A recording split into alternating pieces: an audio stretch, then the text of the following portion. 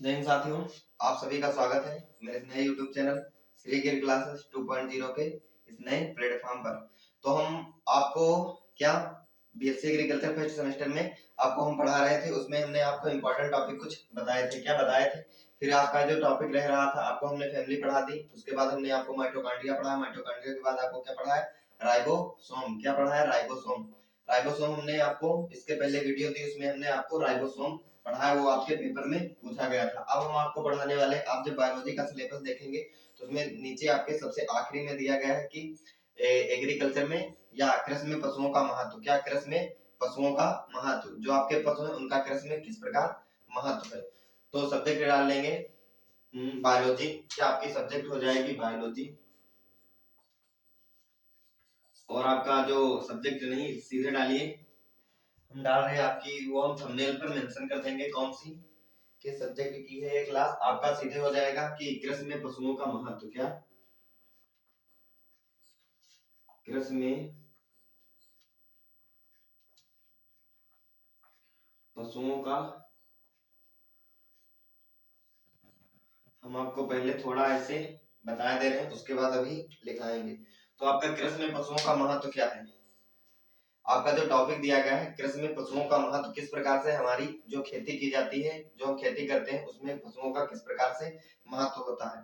तो पहले अगर आप पहले जाएं, स्वतंत्रता हम जब हमें हमारा भारत आजाद हुआ उसके पहले या उसके बाद में जाएं तो आप लोगों को देखने का मिलेगा कि क्या किया जाता था। बैलों व अन्य पालतू पशुओं के द्वारा, बैलों व अन्य जानवरों के द्वारा खेत की सिंचाई करने के लिए, क्या खेत की सिंचाई करने के लिए जो आपके ट्यूबवेल बनाए जाते थे उनसे पानी खींचा जाता था। क्या उनसे पानी खींचा जाता था? उनसे पानी खींचने के बाद आपकी खेत की सिंचाई की जाती थी। किंतु आज ये संभव नहीं है। क्या बहुत टाइम लगने वाला है?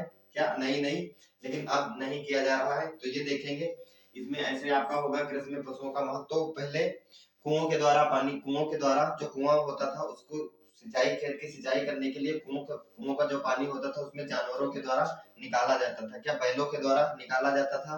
उसको क्या कहते थे? उससे सिंचाई की जाती थी। उसमें जो आपका कुआं होता था, ये मान लीजिए आपका कुआं है, उसके उसमें एक कुछ सिस्टम बनाया जाता था, उसके बाद उसके चारों ओर बैल घूमते थे, उसके बाद उसमें से पानी निकलता था। क्या पानी गिरता था, जिससे वो पानी गिरता था उसके बाद वो हमारे खेतों तक जाता था, उससे क्या सिंचाई की जाती थी, सिंचाई करते थे, अपनी फसल उत्पादन करते थे। तो उसी प्रकार हम देखेंगे जो इसमें हमारे एग्रीकल्चर है, इसमें पशुओं का क्या क्या महत्व है। छोटा सा टॉपिक है, लेकिन आपका ये हर हालत में क्वेश्चन आने वाला है, क्योंकि एक ही टॉपिक है और एक टॉपिक एक लेक्चर का है। क्या एक टॉपिक एक लेक्चर का है और हर पेपर में पूछा जाने वाला टॉपिक है। आपका जो फर्स्ट सेमेस्टर होगा, आप एग्जाम के पेपर प्रीवियस ईयर उठाकर देखें तो उसमें आपके लॉन्ग में मिलेगा, किसमें? छोटे में नहीं, शॉर्ट में नहीं मिलेगा, लॉन्ग में क्वेश्चन ये मिलने वाला है। क्या कि कृषि में पशुओं का महत्व। तो इसमें देखेंगे कि एग्रीकल्चर तथा पशुधन आपस में एक दूसरे क्या क्या क्या है? सहायक है, एक दूसरे के पूरक है। आपका एग्रीकल्चर लिखेंगे, एग्रीकल्चर, एग्रीकल्चर आपका हो गया, तथा पशुधन। क्या? तथा पशुधन। पशुधन मतलब कि जो हमारे पशु होते हैं, पशुधन आपस में एक दूसरे के क्या है? आपस में एक दूसरे के, आपस में एक दूसरे के लिए सहायक है। क्या? एक दूसरे के लिए सहायक है। मतलब हम ये कहते हैं, कह सकते हैं या कहते हैं या कह सकते हैं कि एग्रीकल्चर यानी कि हमारी कृषि पशुओं के बिना अधूरी है। क्या? पशुओं के बिना अधूरी है, और पशु हमारे कृषि के बिना अधूरे हैं। पशु मतलब कैसे? क्योंकि पशुओं के लिए जो हरा चारा या दाना होता है वो किससे प्राप्त होता है? हमारी भूमि से प्राप्त होता है। किससे? हमारी जो कृषि होती है उससे ही प्राप्त होता है। उसी प्रकार जो एग्रीकल्चर आप कृषि देखेंगे, कृषि को जो हमारी खाद प्राप्त होती है, हरी खाद, या आपकी जो FYM होती है गोबर की खाद, वो किससे प्राप्त होगी? कृषि से ही प्राप्त होगी। और अन्य कार्य भी किए जाते हैं, जैसे कहीं कहीं पे देखिए बोझा ढोने के लिए हमारे क्या किया जाता है? पशुओं का इस्तेमाल किया जाता है। पशुओं के द्वारा हम अपने खेतों का बोझा ढोते हैं, या आप कहीं कहीं पर आप देखिए पाटा लगाते हैं, खेत की जुताई भी कहीं कहीं पर किन किन विभिन्न राज्यों में, या आप देखेंगे किन किन कोई कोई राज्य में अभी भी खेतों किसान लोग क्या करते हैं? पशुओं के द्वारा क्या करते हैं? पाटा लगाते हैं या खेत की जुताई की जाती है। तो एग्रीकल्चर तथा पशुधन आपस में एक दूसरे के लिए सहायक है, या आप लोग कह सकते हैं कि जो हमारे एग्रीकल्चर और पशु एक दूसरे के क्या है, पूरक है। क्या एक दूसरे के पूरक है। कृषि से पशुओं के लिए क्या मिलता है, हरा चारा व दाना मिलता है। क्या कृषि से ही पशुओं के लिए जीवित रहने के लिए उनको खाद्यान्न के रूप में क्या मिलता है, चारा मिलता है और दाना मिलता है। उसके बाद देखेंगे कृषि में पशुधन का महत्व। ये आपका टॉपिक हो गया। उसमें ये हम साफ कर देते हैं आपको बताने के लिए, हल्का सा लिखे थे। उसके बाद आपका जो हेडिंग बनेगी वो हो जाएगी कृषि में पशुओं का महत्व। क्या कृषि में पशुओं का महत्व, यही हेडिंग बना लेते, यही आपका टॉपिक है। इसमें आपका हो जाएगा कि कृषि यंत्र को खींचने व बोझा ढोने के लिए जो हमारे पशु होते हैं, पशुओं द्वारा कृषि यंत्रों एवं बोझा ढोते हैं। क्या ढोते हैं, क्या पशुओं द्वारा कृषि यंत्र एवं बोझा ढोते हैं। कृषि यंत्रों को खींचते एवं बोझा ढोते हैं। कहीं कहीं पर आप लोग देखेंगे विभिन्न राज्यों में, विभिन्न स्टेटों में, अब जब आप देखेंगे कि कोई राज्य ज्यादा अगर वो क्या है सक्षम है तो वहां पर पशुओं के द्वारा खेती नहीं की। वहां के लोग अगर ज्यादा गरीब हैं, अगर आप कहीं पर देखेंगे किसी राज्य के ज्यादा गरीब है तो वहां पर अभी भी पशुओं के द्वारा खेती की जाती है। वो अगर इतना राज्य सक्षम नहीं है कि वो विभिन्न यंत्रों के द्वारा, विभिन्न ट्रैक्टरों या किसी विभिन्न प्रकार के यंत्रों के द्वारा वो खेती करे, तो वहां पर क्या की जाती है, पशुओं के द्वारा ही कृषि यंत्रों को खींचते हैं, मतलब उसकी खेत की जुताई, पाटा लगाते हैं या कुछ करते हैं एवं बोझा ढोते हैं। क्या जो खेत से हमारे फसल प्राप्त होती है उसको घर तक लाने के लिए या बाजार तक लाने के लिए क्या करते हैं, पशुओं का ही हम उपयोग करते हैं। जो हमारे पशु होते हैं उससे ही ढोते हैं। फिर इसका जो दूसरा पॉइंट हो जाएगा वो आपका हो जाएगा पशुओं से मिलने वाली खाद भूमि की उर्वरा शक्ति बनाए रखती है। तो यहाँ पर लिख लेंगे पशुओं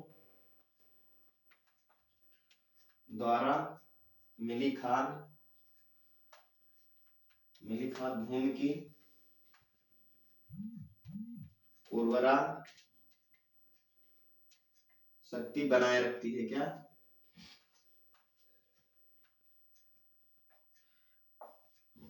उर्वरा शक्ति बनाए रखती है। इसमें हम आपका जो दूसरा पॉइंट हो जाएगा कि पशुओं द्वारा जो खाद तैयार की जाती है, पशुओं के द्वारा जो खाद तैयार की जाती है, पशुओं के मल मूत्र के द्वारा, गाय भैंस के गोबर के द्वारा जो क्या खाद तैयार की जाती है, जो आपकी खाद ये होती है FIM, आपकी जो खाद होती है उसको किस प्रकार वो जो हम भूमि में प्रयोग करते हैं तो उसकी उर्वरा शक्ति बनाए रखती है। क्या उर्वरा शक्ति बनाए रखती है। लेकिन आपकी जो ये रासायनिक खाद होती है इसका जब हम भूमि पर उपयोग करते हैं तो भूमि की उर्वरा शक्ति का क्या होता है, ह्रास होता है। क्या धीरे धीरे भूमि की उर्वरा शक्ति का ह्रास होने लगता है। एक समय ऐसा आता है कि जो भूमि पर आप रासायनिकों प्रयोग कर रहे हैं, उर्वरकों का प्रयोग कर रहे हैं, रासायनिक उर्वरकों का प्रयोग कर रहे हैं, वहां पर जो आप फसल बो रहे हैं उसका उत्पादन एकदम घट जाता है। क्या एकदम गिर जाता है, एकदम घट जाता है। लेकिन आप अगर पशुओं के द्वारा खाद जो बनाई जाती है भूमि की उर्वरा शक्ति बनाए रखती है। अगर आप पशुओं के द्वारा जो खाद तैयार की जाती है उसका प्रयोग करेंगे तो आपकी भूमि की उर्वरा शक्ति बनी रहती है। क्या उर्वरा शक्ति बनी रहती है। ये आपका हो जाएगा। फिर इसमें आपका जो तीसरा पॉइंट हो जाएगा वो तीसरा पॉइंट हो जाएगा कि पशुओं से मिलने वाली हरी खाद, आपका तीसरा ये हो गया। फिर तो आपका तीसरा हो जाएगा पशुओं से मनुष्यों को क्या मिलता है, दूध, घी, खाद्यान्न में क्या मिलता है, दूध, घी, मक्खन, ये सब, आदि, पनीर, छाछ आदि चीजें हमें प्राप्त होती हैं। तो देखेंगे कि दूध, घी, मक्खन, पनीर, छाछ आदि वस्तुएं हमें पशुओं के द्वारा प्राप्त होती हैं। इसमें आपका जो चौथा हो जाएगा पॉइंट वो हो जाएगा पशुपालन से डेयरी में रोजगार होता है। जो आपका पशुपालन करेंगे, पशुपालन यानी कि जो आपकी डेयरी होगी उससे क्या होगा, रोजगार प्राप्त होगा। क्या होगा, रोजगार। ये कृषि में कैसे होगा कि जो पशुपालन होंगे, जब पशुपालन आप करेंगे एक डेयरी या फार्म बनाकर करेंगे तो उसमें क्या मिलेगा, रोजगार मिलेगा। रोजगार मिलने के साथ साथ आपको क्या मिलेगा, एक निश्चित मात्रा में, भारी मात्रा में आपको दूध प्राप्त होगा। दूध से आप विभिन्न प्रकार के क्या बना सकते हैं, विभिन्न प्रकार की वस्तुएं तैयार की जाती है। उसके बाद देखेंगे दूध तो मिलेगा डेयरी के माध्यम से, लेकिन उसमें कुछ लोग लगेंगे। क्या कुछ लोग लगेंगे, जो श्रमिक लगेंगे, उनको क्या मिलेगा, रोजगार मिलेगा। रोजगार मिलने के साथ साथ आपको जो इससे खाद प्राप्त होगी क्या इससे जो गोबर की खाद प्राप्त होगी, आपकी FYM प्राप्त होगी, वो आप जब अपने खेतों में करेंगे, उसका प्रयोग करेंगे, तो आपकी जैविक खेत की उर्वरा शक्ति का ह्रास नहीं होगा, खेत की उर्वरा शक्ति बनी रहेगी। क्या उर्वरा शक्ति बनी रहेगी। इसके बाद आप देखेंगे, आप दूसरी हेडिंग डालेंगे कृषि कार्य में योगदान। जो आपके पशु होते हैं, पशुओं का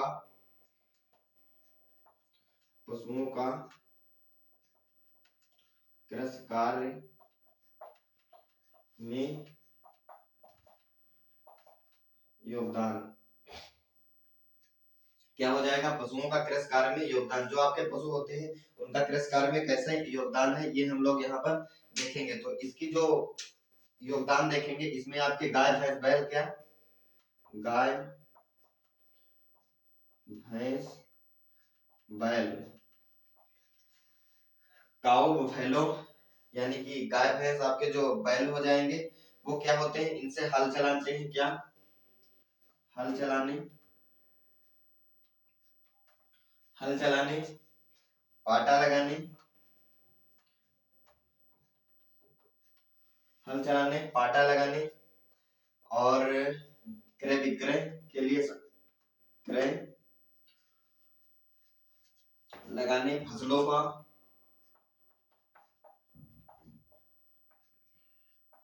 क्रय, फसलों को क्रय विक्रय के लिए ले जाना। क्या अभी भी कहीं कहीं पर इन जो आपके पशु होते हैं, गाय भैंस और बैल होते हैं, इनके द्वारा फसलों की जो हल चलाते हैं, क्या फसलों की जो हल चलाते हैं, यानी खेत की जुताई करते हैं, जुताई के साथ साथ आप पाटा लगाते हैं, यानी खेत में पाटा लगाते हैं इनके द्वारा, और आपके जो फसलों को क्रय विक्रय के लिए ले जाते हैं। क्या जो आपकी फसल उत्पादित होती है, उसका क्रय विक्रय, उसको बेचने के लिए आप बाजार में इनसे ले जाते हैं। क्या इनसे जो आपके पशु होते हैं, इनके द्वारा आप ले जाते हैं, बैलगाड़ी के माध्यम से या किसी प्रकार से आप लोग वो बनाकर ले जाते हैं। तो आपका ये हो जाएगा। इसमें फिर आपका दूसरा जो पॉइंट बनेगा, वो हो जाएगा पशुओं पर आधारित उद्योग। क्या आपके विभिन्न प्रकार के पशुओं पर आधारित उद्योग चलाए जा रहे हैं। क्या आधारित उद्योग चलाए जा रहे हैं, उसमें आपका जो उद्योग होंगे, ये आप लोग देख लीजिए। इसमें जब अगर आप भेड़ पालन कर रहे हैं, क्या भेड़ पालन कर रहे हैं, भेड़ पालेंगे तो उससे आपको ऊन प्राप्त होगा। क्या ऊन, ऊन से उच्च क्वालिटी के, उच्च क्वालिटी ऊन से या भेड़ से, लिख लेंगे, लिख ले यहाँ पे लिख जाए, ऊन से उच्च क्वालिटी के वस्त्र, उच्च क्वालिटी के ऊनी वस्त्र प्राप्त होते हैं। क्या ऊनी वस्त्र प्राप्त होते हैं। अगर आप भेड़ पालन कर रहे हैं, तो भेड़ पालन अगर आप करेंगे तो उससे हमें ऊन प्राप्त होगा। क्या ऊन प्राप्त होगा, और जो ऊन मिलेगा उससे आप अधिकतम उच्च क्वालिटी के या उच्चतम क्वालिटी के आप क्या बना सकते हैं, ऊनी वस्त्र तैयार कर सकते हैं। या आपका कुछ लीजिए, आपका चमड़ा उत्पादन किया जाता है, चमड़ा उद्योग बनाए जाते हैं, जिसमें आपके चमड़े से विभिन्न प्रकार की अटैचियां या कुछ बनाई जाती है, बेल्ट बनाए, जो अभी आगे बताने वाले हैं। इसके बाद आपका हो जाएगा पशुओं पर आधारित उद्योग। इसमें आपका तीसरा जो हो जाएगा, वो आपका हो जाएगा क्या भोजन में उपयोग। क्या भोजन में उपयोग, भोजन में उपयोग, भोजन में आप कैसे उपयोग करेंगे, पशुओं का हमारे भोजन में क्या महत्व होता है, दूध, पनीर, घी, मक्खन आदि। क्या दूध, घी, पनीर, मक्खन आदि। क्या दूध, घी, पनीर, मक्खन आदि हमें इनसे प्राप्त होता रहता है। जिसको स्क्रीनशॉट लेना हो ले ले। इसके बाद हम इसको क्या कर रहे हैं, साफ कर रहे हैं। क्या इसको साफ कर रहे हैं, जिसको स्क्रीनशॉट लेना हो वो ले ले सकता है। उसके बाद हम आगे देखेंगे, इसका हो जाएगा पशुओं से प्राप्त गोबर। जो आपका पशुओं से प्राप्त गोबर होता है, उसका इस्तेमाल किस प्रकार करते हैं। पशुओं से जो हमें गोबर प्राप्त होता है, उसका इस्तेमाल हम किस प्रकार करते हैं।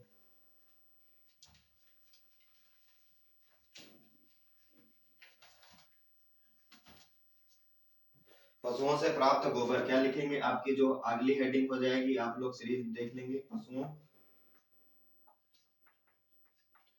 से प्राप्त गोबर।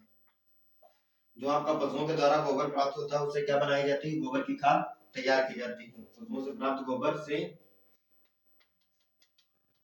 गोबर की खाद, जो गोबर की खाद तैयार की जाती है, वो एक आंकड़ा आया है, जो आपकी जो पशु होते हैं उनसे कितना हमें गोबर प्राप्त होता है और उस गोबर से जो हम खाद तैयार करते हैं उस खाद का कितना लागत होता है। तो ये आप लोग थोड़ा सा आंकड़ा इसका लिख लेंगे। एक सर्वे किया गया या सर्वेक्षण किया गया तो एक आंकड़ा पता चला, तो इसे आंकड़ा इसमें लिखेंगे कि आपका जो आंकड़ा हो जाएगा वो हो जाएगा कि हमारे देश में पशुओं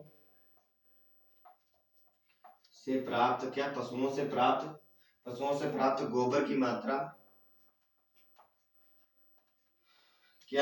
गोबर की मात्रा लगभग 100 करोड़ टन 100 करोड़ टन प्रति वर्ष। और जिसका हम मूल्य अगर देखें, उसको अगर हम क्रय विक्रय या क्रय करें तो जिसका मूल्य उसका विक्रय करें तो हम जिसका मूल्य कितना हो जाएगा, लगभग कितना हो जाएगा 100 करोड़ रुपए। कितना 100 करोड़ रुपए हो जाएगा। कितना हो जाएगा 100 करोड़ रुपए हो जाएगा। एक आंकड़ा आया है उसमें ये बताएगा कि हमारे देश में कितना हमारे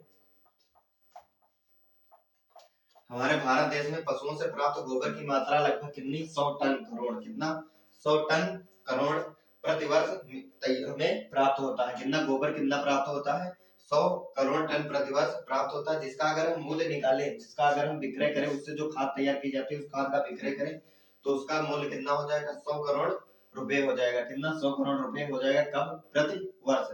ये आप लोग आंकड़ा लिख लेंगे। तो पशुओं द्वारा प्राप्त गोबर की इतनी क्षमता होती है। आप लोग देखिए ऐसे तैयार किया या कितना रुपया प्राप्त होता है हमारे देश को। फिर देखेंगे हम पशुओं से मनोरंजन एवं सुरक्षा। पशुओं से मनोरंजन एवं सुरक्षा। पशुओं से, ये आपका अगला पॉइंट हो जाएगा, पशुओं से मनोरंजन एवं सुरक्षा। पशुओं से मनोरंजन एवं सुरक्षा कैसे, देखिए आप लोग देखिए विभिन्न घर देखे होंगे, घरों में कुत्ता बिल्ली खरगोश आदि पाले जाते हैं। उनका पालन किया जाता है। तो जो हमारे कुत्ते होते हैं वो हमारे घर की क्या करते हैं, रखवाली करते हैं। जो कुत्ते होते हैं वो घर की रखवाली करते हैं। जो आपके खरगोश बिल्ली होते हैं, खरगोश बिल्ली आपकी जो होती हैं, जो आपके खरगोश और बिल्ली होती हैं, ये मनोरंजन का कार्य करते हैं। हमारे घर में इधर उधर घूमते रहते हैं। जो बच्चे होते हैं वो देखिए इससे मनोरंजन करते हैं। तो आपका हो जाएगा पशुओं से मनोरंजन एवं सुरक्षा। और जो आपका कुत्ता होंगे, कुत्ता क्या हो जाएगा, कुत्ता घर की सुरक्षा करता है या घर की सुरक्षा करता है। ये आप लोग अपने दैनिक जीवन में देख रहे हैं। उसके बाद हो जाएगा आपका जो इसमें अगला पॉइंट बनेगा, छठा या सातवां जो पॉइंट हो वो आपका बनेगा खाल एवं हड्डियों का प्रयोग। खाल एवं हड्डियों का प्रयोग। खाल एवं हड्डियों का प्रयोग। जो आपकी पशु होते हैं, जो पशु पाले जाते हैं, उनसे जो हमें जब क्या हो जाते हैं, मृत्यु हो जाती है। जब उनकी मृत्यु हो जाती है तो उनकी जो खाल होती है और उनकी जो हड्डियां होती है वो भी विभिन्न प्रकार के कामों में आ जाती है। उनकी खाल से हम विभिन्न प्रकार के जैसे अटैचिया, पर्स, बेल्ट, उनका जो चमड़ा निकलता है उनसे तैयार करते हैं। पर्स बन जाती है, हमारी जो पॉकेट होता है वो बन जाएगी, आपकी बेल्ट बन जाएगी। फिर चमड़ा से आपकी वही चमड़े वाली बेल्ट, आपकी अटैचिया, विभिन्न प्रकार के थैले तैयार किए जाते हैं। उनकी खाल को भी देखे होंगे। इनकी जो स्किन होती है, खाल होती है, उससे विभिन्न प्रकार के वस्तुएं तैयार, जैसे आपकी ढोलक होती है, उसको बजाने में वो जो लगा होता है उसको किया जाता है, ढोलक में इसका उपयोग किया जाता है। और विभिन्न कार्यों में इसकी खाल का प्रयोग किया जाता है। हड्डियों का प्रयोग किया जाता है। विभिन्न फैक्ट्रियों में हड्डियों के द्वारा विभिन्न कार्यों को किया जाता है। तो ये आपका टॉपिक कंप्लीट होता है एक छोटी सी वीडियो के साथ। आपका ये भी टॉपिक कंप्लीट होता है बीएससी एग्रीकल्चर फर्स्ट सेमेस्टर में बायोलॉजी के सिलेबस में सबसे लास्ट में टॉपिक दिया गया है कि कृषि में पशुओं का महत्व। ये भी टॉपिक आपका कंप्लीट होता है। आई होप आप लोगों को अच्छे से समझ में आया होगा। फिर हम देखते हैं आपके सिलेबस में और कौन सा इंपॉर्टेंट टॉपिक है बायोलॉजी या फॉरेस्ट्री या अन्य सब्जेक्ट में। बायोलॉजी मेनली बायोलॉजी और फॉरेस्ट्री में कौन कौन से टॉपिक इंपॉर्टेंट है वो हम आपको कवर करवाते हुए चलेंगे। तो आई होप आप लोगों को ये अच्छे से समझ में आ गया होगा। अगर इससे कोई आपका क्वेश्चन है तो कमेंट सेक्शन में डाल देंगे। तो मिलते हैं किसी अगली वीडियो में बेहतर कंटेंट के साथ, बेहतर टॉपिक के साथ। तब तक आप सभी को जय हिंद।